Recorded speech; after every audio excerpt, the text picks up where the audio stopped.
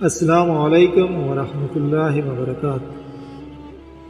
پانی پر مصلی اور مصلی پر امام شافعی رحمۃ اللہ علیہ۔ سلطان روم جو ایک عیسائی تھا، ہر سال ہارون رشید کو کچھ مال بھیجا کرتا تھا۔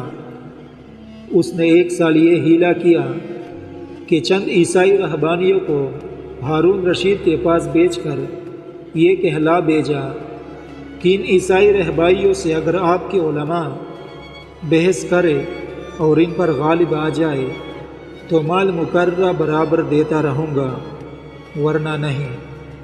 چنانچہ جب یہ عیسائی رہبانی ہارون رشید کے پاس پہنچے تو ہارون رشید نے دجلہ کے کنارے پر علماء اسلام کو جمع کیا۔ دجلہ اس دریا کا نام ہے جو عراق میں بغداد کے قریب سے بہتا ہے، اور ان عیسائی رہبانیوں کو بھی وہاں بلایا۔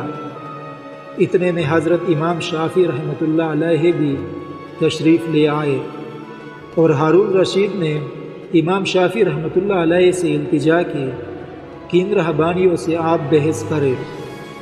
حضرت امام شافعی رحمۃ اللہ علیہ نے یہ سن کر اپنا مصلی کندھے سے اتار کر دریا کے پانی کے اوپر بچھا دیا اور خود اس پر جا بیٹھے، اور امام شافعی رحمۃ اللہ علیہ نے فرمایا کہ جو شخص ہم سے بحث کرنا چاہے وہ یہاں آ کر ہم سے بحث کرے۔